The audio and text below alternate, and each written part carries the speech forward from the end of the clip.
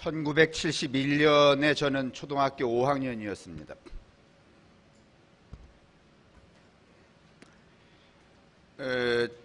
저를 담임하고 있던 선생님이 최화자라고 하는 선생님이신데,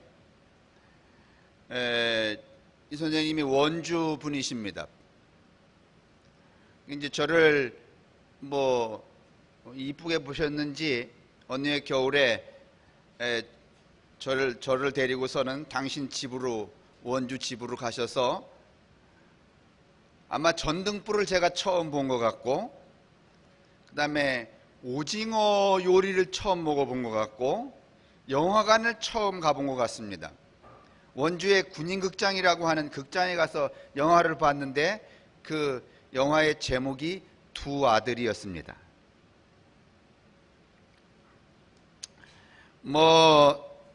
문이라고 하는 배우도 나오고, 최무룡, 신성일, 그 다음에 윤정이 이렇게 나왔고, 최무룡 그 배우가 장남으로, 신성일이 차남으로 이렇게 나왔습니다.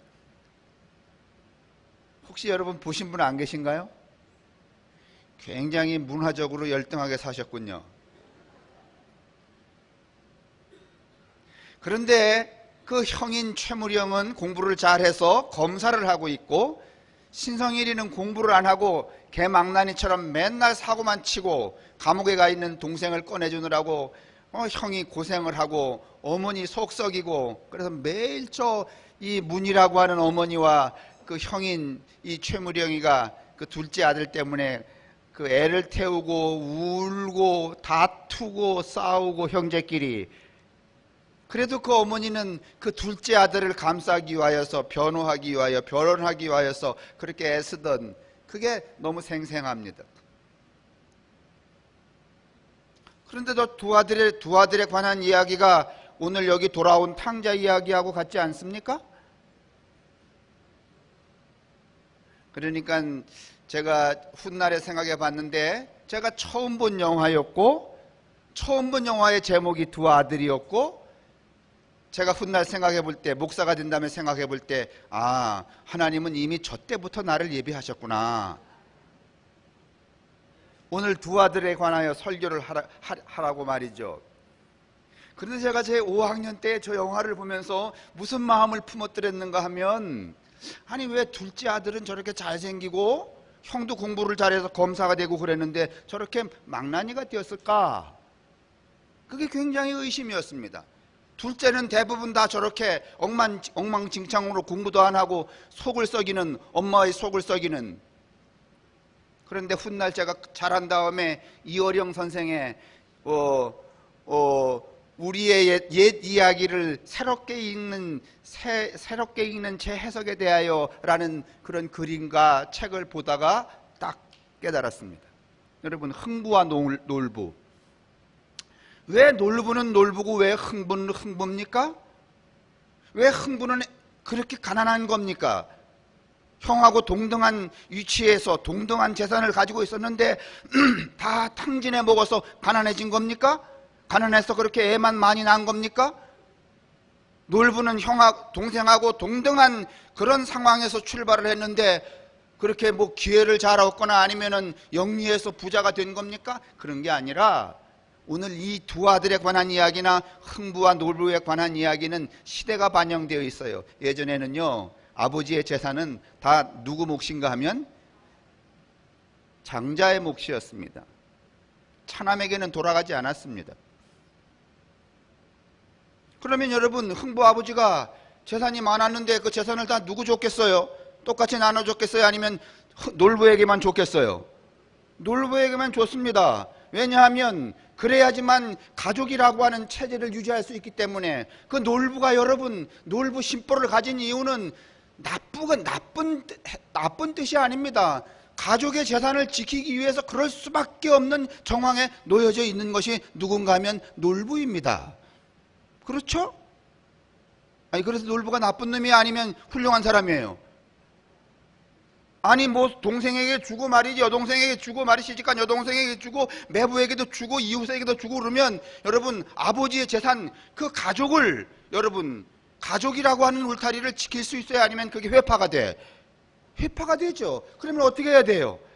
노랭이로 어떻게 해야 돼? 잘 지켜야 돼요.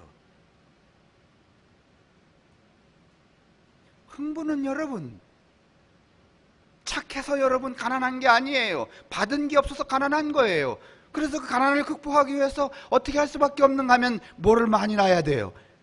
애를 많이 낳아야 돼요. 왜냐하면 노동력이기 때문에. 이게 여러분 이어령 선생이 옛날 이야기를 재해석하는 해석 가운데 나온 이야기였어요. 제가 그거 보면서 저때 저 두 아들 중에 차남이 저렇게 곤조를 부리는 이유도 다 까닭이 있겠구나. 대부분 여러분 옛날에는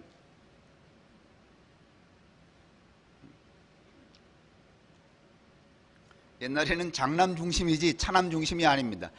여기 여자분들이 많이 계시지만은 또 여자와 남자 중에서 여러분 학교 보내려면 여자도 보내야 아니면 남자만 보내? 남자만 보냅니다. 여자들이 모두들이 시집만 가면 될 텐데 공부는 뭐하러 해? 그리고선 여러분 초등학교 졸업 맞고 다 끝입니다. 다 어떻게 해서든지 여러분 그저 빚을 내서라도 모스매는 보내고, 모스매 중에서도 또 누구를 먼저 보내고, 장남을 먼저 보내고. 이게 여러분 얼마 되지 않았습니다. 흥부 놀부 얘기 나올 때는요, 여러분 놀부는 애초에 부모로부터 받은 게 없어요. 가난할 수밖에 없어요. 그런데 우리는 그것을 해석할 때 자꾸 개인의 윤리에 여러분 자꾸 이렇게 규정을 하게 되는데 그렇지 않습니다. 오늘 제가 왜 두 아들 이야기와 흥부 놀부 이야기를 하는가 하면 이 이야기가 오늘 우리가 읽은 누가복음 15장의 이야기와 다르지 않기 때문에 그렇습니다.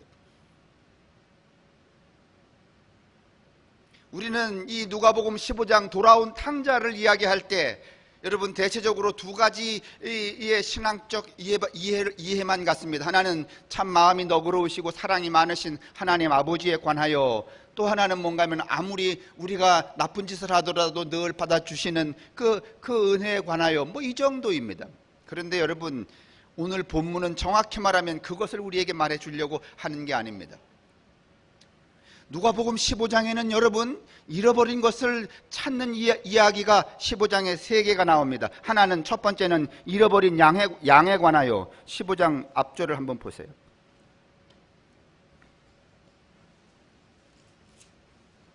(15장 3절에) 보면 예수께서 그들에게 비유로 이르시되 너희 중에 어떤 사람이 양 100마리가 있는데 그 중에 하나를 잃으면, 그러죠? 그러니까 오늘 첫 번째는 누가복음 15장에는 잃은 양에 관하여서, 두 번째는 잃은 돈에 관하여, 세 번째는 잃은 아들에 관하여, 누가는요 어디에서 떠돌아다니고 있는 이 비유 3개를 누가복음에 차례로 이렇게 배열해 놓고 있어요. 다른 복음서에는 이런 비유가 나오지 않습니다. 그런데 그러면 누가는 왜 이렇게 여러 군데 있었던 비유들을 한 군데 모아서 이렇게 딱 배열을 해놨느냐? 누가복음 15장 1절에 보면 모든 세리와 죄인들이 말씀을 들으러 가까이 나아오니 바리새인과 서기관들이 수군거려 이르되 이 사람이 죄인을 영접하고 음식을 같이 먹는다 하더라. 이렇게 비난을 하는 거예요. 예수 앞으로 여러분 인간 같지 않은 사람들이 이렇게 나와서 예수하고 이야기하고 대화하고 웃고 행복해하고 밥을 먹으니까 바리새인과 이 유대인 율법사들이 당대의 의인이라고 생각했던 말했던 이 사람들이 이 예수의 정황을 보고 비난을 할 때에 예수께서 그들을 보고 이 세 비유를 들었다. 잃어버린 양, 잃어버린 돈, 잃어버린 자식. 그러면 여기서 잃어버린 양, 잃어버린 돈, 잃어버린 자식은 앞에 나와 있는 비난의 조건, 다시 말하면 죄인이라고 말하는 인간들과 세리라고 치는 인간들을 어떻게 하는 거야? 비유한 거죠. 그렇죠?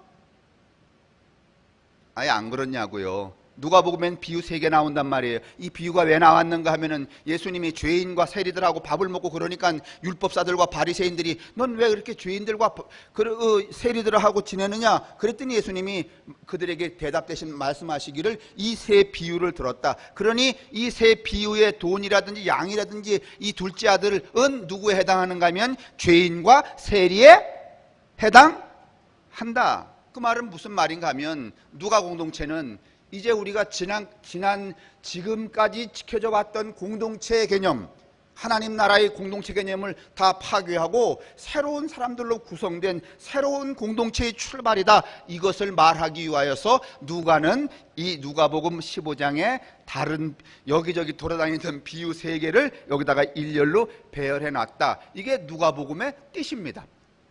그러면 이 비유를 처음 말씀하신 분이 누군가 하면 예수님일 거 아니에요. 예수님은 왜 이 비유, 소위 돌아온 탕자의 비유를 하셨을까? 자, 보세요.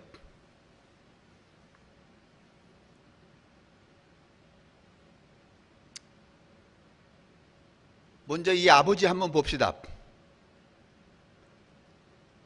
자, 재산은 누구에게만 유산이 됐어요? 상속이 됐어요? 장자에게만 상속이 됐어요. 왜냐하면 고대의 세계로 갈수록에 특별히 이 이스라엘 사람들에게 있어서 가족을 지키는 일은 가장 우선했기 때문에 이 재산이 회파된다는 것은, 분배된다는 것은 가족이 나뉘어진다는 것을 의미하기도 합니다. 오늘날 우리가 이 가족이 해체됐다 그랬잖아요. 해체된 가족이잖아요. 그러니까 나눠져 있잖아요. 그 나누어진 근본적인 이유가 또 어디에 있는가 하면 이 산업사회의 삶의 양식에도 있지만은요, 요즘에는 재산을 장자에게만 줘요? 아니면은 시집간 딸내미하고도 다 1대1, n분의 1로 나눠? 예?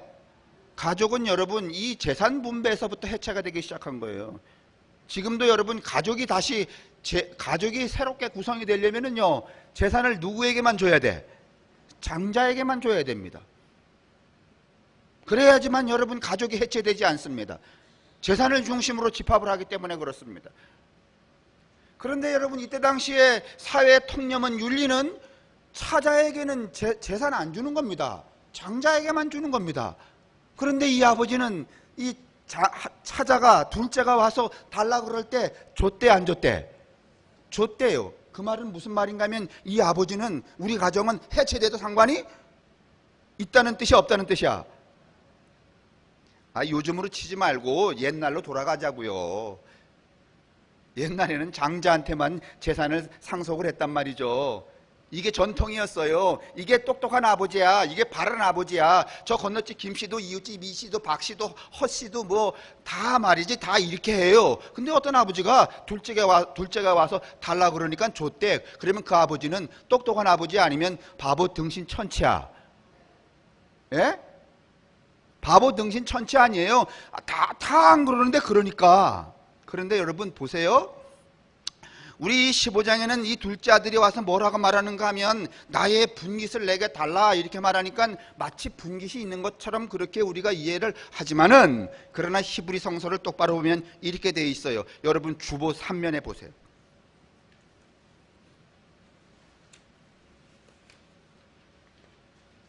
주보 3면에 첫 번째 단, 두 번째 단, 세 번째 단에 이 대화 다이얼로그가 있어요. 찾으셨어요? 3면에 보면 이렇게 되어 있어요. 우리 성서에는, 우리 성경에는 어떻게 되어 있는가 하면 그냥 내 분깃을 주십시오 이렇게 되어 있지만은 본래 히브리 성서를 번역하면 이렇다는 거예요. 한번 읽어보세요. 시작. 야, 보세요.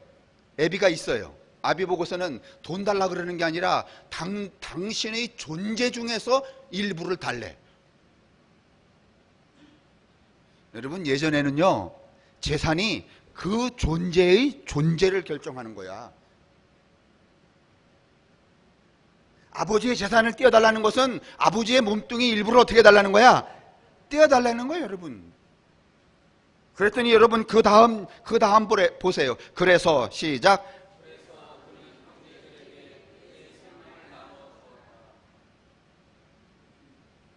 자신의 존재와 자신의 생명은요, 누구에게만 주는가 하면 장남에게만 주는 거예요.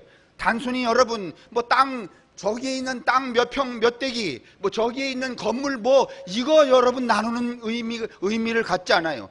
오늘날은요, 유산 상속이라고 하면은요, 그냥 이 땅덩어리를 나눠 갖거나 돈을 분배 갖는 것을 의미하지만은요, 이 시대의 분배라고 하는 것은, 상속이라고 하는 것은 그 존재를 주는 거예요, 여러분. 생명을 주는 거예요.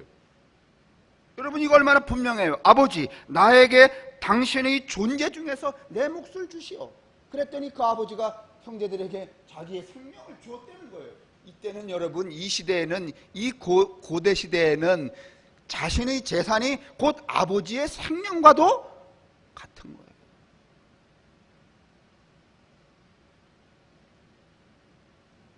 그런데 여러분, 이 아버지가 그렇지 않는 사회 통념 속에서도 그 둘째에게 자신의 생명을 어떻게 떼는 거야? 떼어줬다는 거야. 그러면 똑똑한 아버지 아니면 바보 아버지야. 요즘도 여러분 그런 이야기가 있다며요.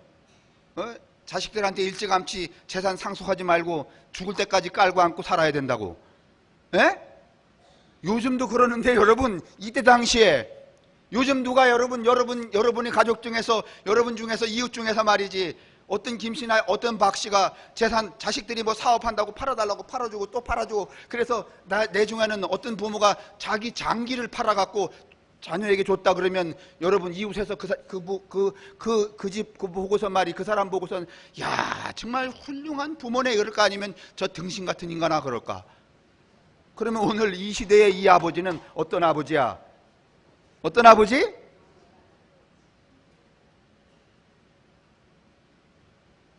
그래서 오늘 여러분 제목이 뭔가 하면 등신안 같은 아버지와 못난 새끼들이야.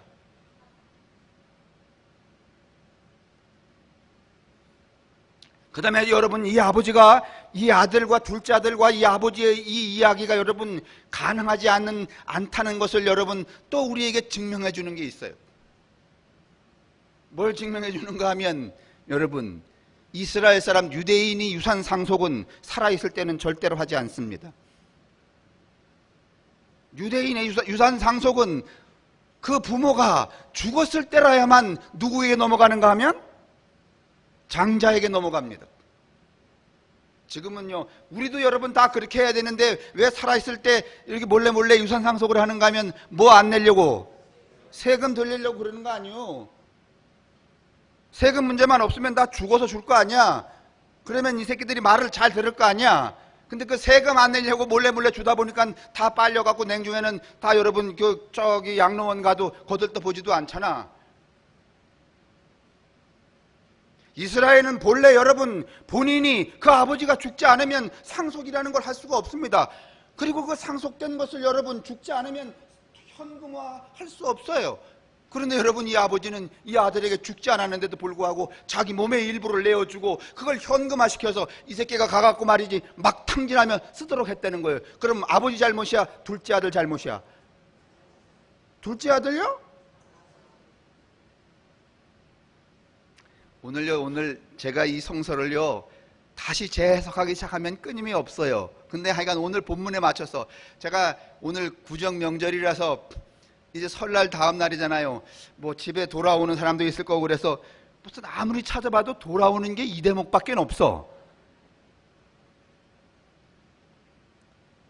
자, 보세요.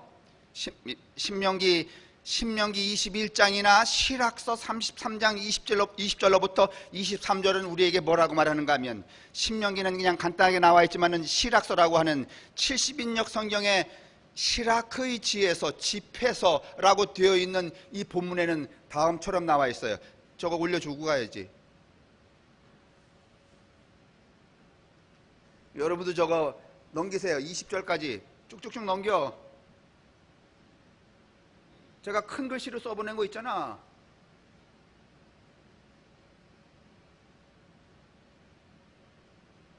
자, 아들아, 여기서부터 19절부터 여러분 읽으셔야 되는데, 이거 잘 보시고, 이거 성경에 나와 있는 거예요. 우리 성경 이전에 70인역 성경이라고 하는 성경에 나와 있는 건데, 여러분 저기 70인역 성경은 BC 250년에 만들어진 거, 우리는 313년에 만들었잖아요. 그 중간에 여러 이 번을 빼버리는 사이에 이 집회서가 빠졌어요. 그런데 저렇게 되어 있는 거예요. 자, 19절 시작.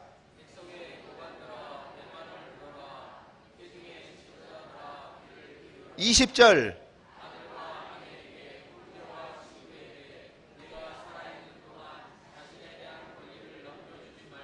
잠깐만요. 살아있는 동안에는 자신의 권리를 어떻게 하라고? 저기 성경이에요, 여러분. 그 다음에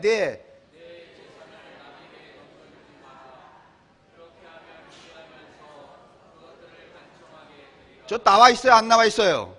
살아있는 동안에 자식에게 주면은요, 다 늙어갖고 후회하면서 말이지, 새끼야 나 좀 도와줘, 이렇게 안 되는 거요. 그 다음 넘기세요. 21절 시작.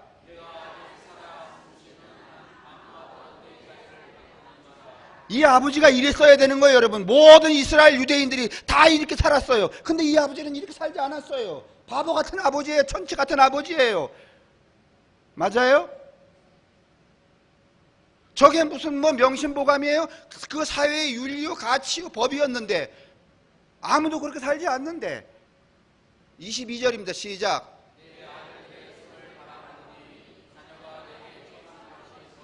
그렇죠. 부모님이 말이죠. 부모가 자식에게 말이지, 내가 다 물려줬는데 말이지 넌 왜 그러냐. 요새 그런 부모 많잖아요. 뭐 자식한테 말이지 잘 봉양하기로 하고 물려줬더니 이 새끼가 안 봉양해줘서 그거 다시 내놓으라고 소송하는 부모도 계신다네. 그죠? 근데 저건 몇 년 전 얘기야? 몇 년 전 얘기예요? 100년 전? 2000년 전 얘기예요, 여러분. 좀 귀담아 잘 보세요. 더 낫기 때문이다. 23절 시작.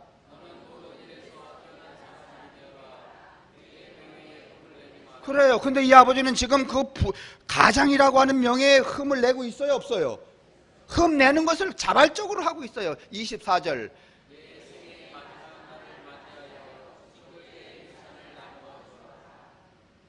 아시겠어요? 아니, 뭐 이것대로 하시라는 거 아니에요.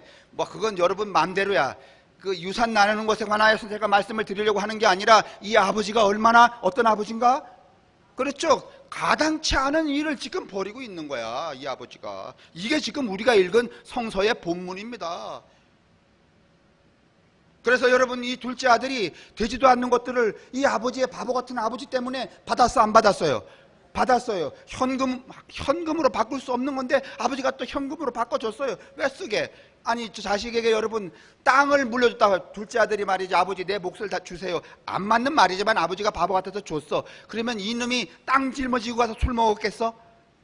땅 짊어지고 가서 여자를 만났겠어? 뭘로 바꿔줬으니까?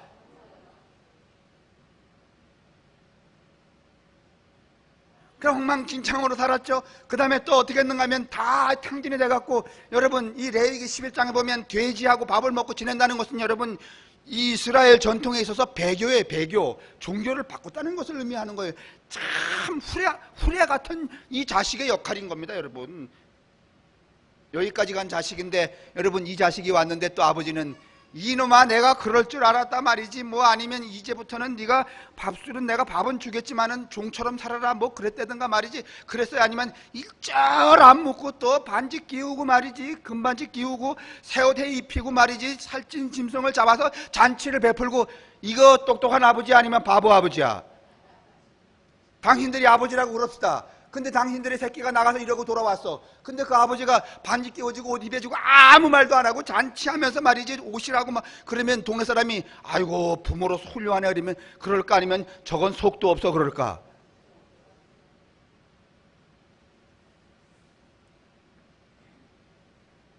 이게 하나님의 사랑에 관한 거야? 아니면 바보 같은 아버지에 관한 얘기야? 그러죠. 그러면 또 둘째는 또 그래. 그러면 첫째는 여러분 기껏 지혜비하고 잘 있었어 말이지. 저기 두 아들에 나오는 최무령이처럼 말이야. 부모 잘 섬기면서 출세해갖고 말이지 잘 있었는데, 동생이 와서 말이지, 그 망나니 동생이 와서 그런다는 얘기를 듣고 기분이 좋았어? 아니면 막 성질이 났어? 그래서 잔치 자리에 참여했어, 안 참여했어? 그런데 거기까지만 했으면 괜찮은데 아버지한테 막 대들어요. 그래요, 안 그래요?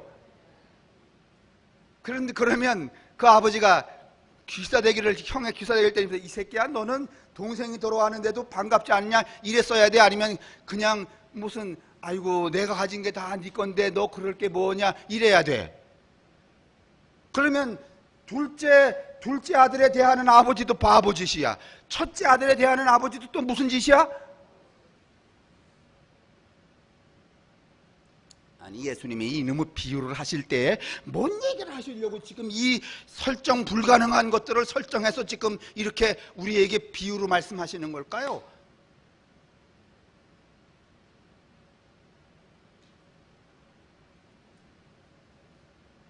근데 여러분, 저 실학서는 좀 잘 참고를 하시는 게 좋아요.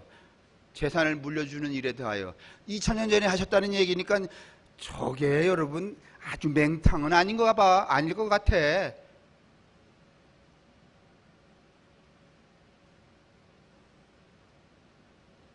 괜히 엄하게 다 내주고 말이지, 나이 드셔갖고서는 자식들한테 손 빌리고 저기 나왔잖아. 그러는 것보다는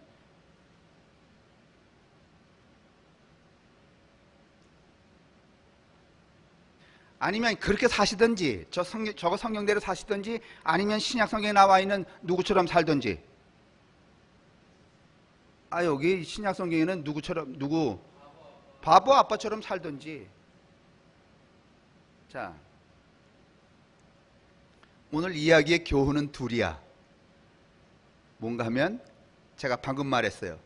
저렇게 사시든지, 하나도 안 물려주고 새끼야 네 거 없어, 죽기 전에는 줄 거 없어, 이렇게 사시든지, 아니면 바보 아버지처럼 사시든지, 어느 쪽을 택하실게요?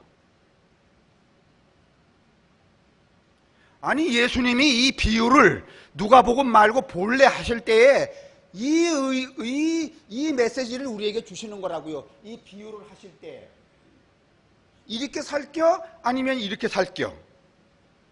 바보 멍청이 천치 등신 애비처럼 살겨? 아니면 저렇게 아주 반듯하게 살겨?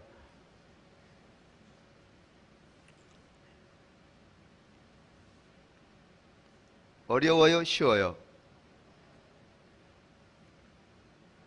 지금 어렵지만 은혜를 받으면 안 어려워요. 성령이 없으면 어렵지만 성령이 가득하면 어렵지 않아요. 자, 그게 첫 번째 교훈이에요. 오늘 이 소위 돌아온 탕자가 우리에게 주는 교훈이 첫 번째는 이렇게 살겨, 이렇게 살겨예요.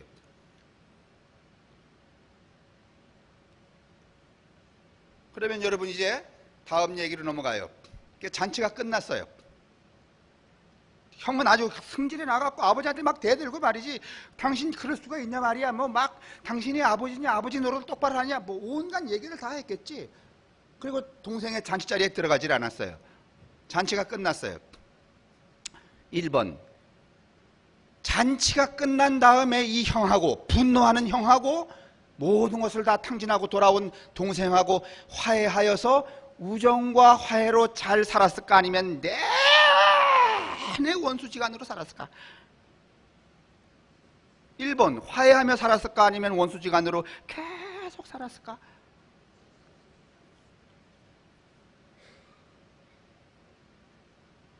아니, 이게 지금 우리 삶에서 설정할 수 없는 얘기 아니면 우리도 벌어지는 일이야. 벌어지는 일이에요. 그럼 여러분 같으면, 이런 형 같으면 이 동생하고 화해하고 우정을 가지고 살았을까, 아니면은 화해해서 우정으로 살았을까, 아니면 내내 원수지간으로 살았을까? 두 번째, 예수님이 우리에게 이 비유를 통하여 던지는 메시지, 어떻게 살겨? 이럴 경우 어떻게 사실겨? 이럴 경우. 세 번째, 하나님 나라는 아버지의 유산을, 유대인만 하나님의 구원을, 하나님의 유산을 유대인만 갖고 죄인이나 세리나 이런 것들은 찾아는 아예 얼씬도 못하는 이런 하나님의 나라의 구원관을 지닐 거요? 아니면 세리와 죄인, 장자와 차자가 평등하게 획득하는 하나님의 나라를 가질겨? 이 나라를 원하는 거야? 저 나라를 원하는 거야? 장자만 차지하는, 여러분 이때 당시에는 세계의 모든 백성 중에서 누구만 장자야? 하나님의 유대인만 장자잖아요. 그 유대인에게만 무엇이 있어요? 상속권, 구원이 있잖아요. 그런데 오늘 이 아버지는 바보같이 그 구원의 권리를 누구에게도 줬다는 거야? 사자에게도 줬다는 거야. 세리와 죄인들에게도 줬다는 거야. 우리에게 묻는 거야. 하나님의 나라의 구원이 어땠으면 좋겠어요?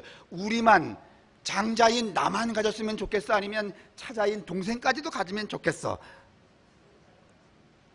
요거는 조금 위험한 발언인데 여기까지 왔으니까 제가 조금만 들어갔다 나올게요. 구원을 교회 잘 다니는, 헌금 잘하는, 또는 장로 이상만 받으면 좋겠어? 아니면은 교회는 못 나오지만 교회 바깥에서 교회를 그리워하는 사람에게도 구원이 있었으면 좋겠어. 아, 무슨 소리예요, 목사님? 내가 지금 교회 나와서 말이지 헌금 바친 게 얼만데 저 새끼는 한 푼도 안 내는데 쟤까지 구원을 받는다면 누가 염장 지르는 거야? 그래서 안 된다고 여러분이 다 말할 거예요. 그래서 여러분, 교회 밖의 구원론을 우리가 아주 멸시하는 거야. 요거는 이제 갔다가 돌아오는 얘기예요. 글로 계속 가면 안 돼요. 왜냐하면 여러분이 그 억측으로 갈 수 있으니까 갔다가 돌아오는 얘기에 여기까지 했기 때문에 오늘 이 얘기를 본질적으로 예수님이 하실 때는 이 세 가지의 전제를 가지고 있어요. 이렇게 살겨, 이렇게 살겨. 하나님의 구원이 이렇게 장자에게만 상속되는 유산이었으면 좋겠어? 아니면 차자에게도 분배되는 바보 같은 아버지의 행위면 좋겠어?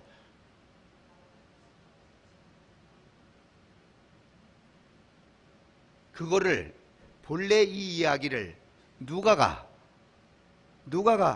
그가 처해 있는 상황에 맞도록 이 얘기 저 얘기 세 개를 갖다가 편집해서 15장에 배열을 했을 뿐이다. 그 누가는 그 배열을 통하여서 우리의 공동체는 새로운 공동체, 너희들이 가지고 있었던 그런 세리와 죄인은 배제하는 공동체가 아니라 세리와 죄인까지도 하나의 새로운 나라를 세워가는 공동체라는 것을 말하기 위하여서 썼다. 그러나 본래 예수님이 하신 이 비유의 뜻은 이것이다. 이렇게 살게요, 저렇게 살게요. 이 하나님의 나라를 원하는 거야, 저 하나님의 나라를 원하는 거야. 여러분과 제가 원하는 하나님의 나라는 장자만 유산으로 받는 하나님의 나라예요, 아니면 차자도 받는 하나님의 나라예요? 그 하나님의 나라를 위하여서 하나님 아버지가 뭐가 되셨다는 거야? 뭐가 되셨다는 거야? 바보가 되셨다는 거야.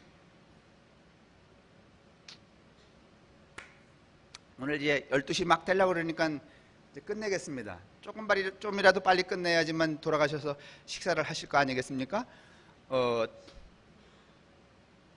그러니까 제발 오늘 이 이야기를 들으면서 둘째 아들에 대한 비난을 거두어 드리시길 바랍니다. 왜냐하면 둘째 아들은 책임이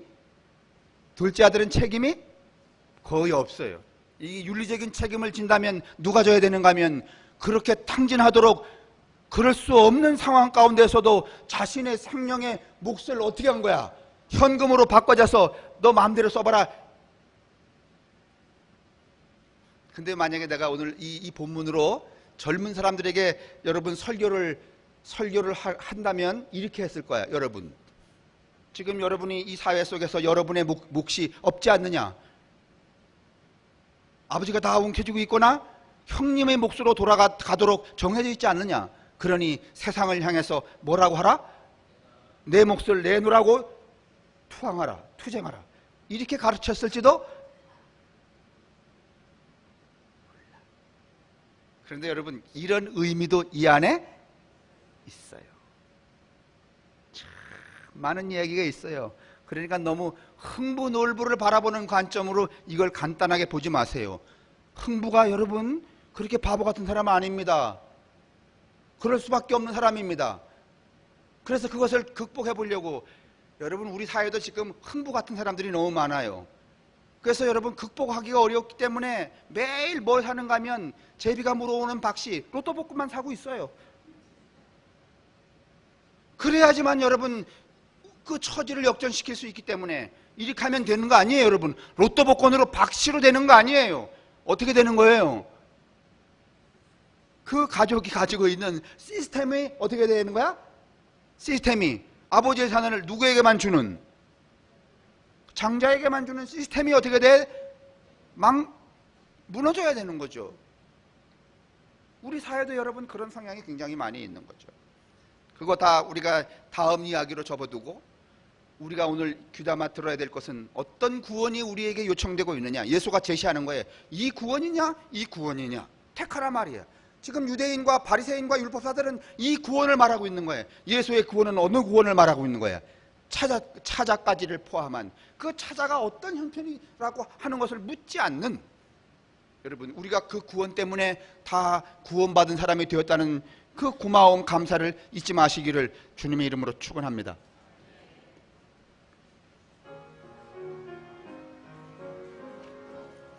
저희들을 구원받은 사람으로 불러주신 것을 감사합니다. 구원받은 사람의 자리에 들 수 있도록 당신께서 새로운 삶의 지평을, 그리고 이제 법의 지평을 열어주신 것도 감사합니다. 오늘 우리가 인생을 살아갈 때 오늘 저희들로 하여금 들었던 이 말씀들이 또 새로운 삶의 기준점, 좌표, 행동 양식이 될 수 있도록 도우셔서 우리 삶이 어지러워지지 말게 도우시고 이 설날 몸과 정신과 마음과 삶을 바로 세워 바로 나아가는 그 첫날의 마음처럼 이 한 해가 이제 바른 마음, 바른 정신, 바른 삶으로 정결하게 이어지는 한 해가 될 수 있도록 우리 모두를 축복하옵소서. 성부와 성자와 성령의 인도하심이, 그리고 복내리심이 우리에게와 우리의 가족들과 우리의 가정 이웃들, 이 민족과 이 세계 위에 언제나 함께 하시기를 간절히 축원합니다. 아멘.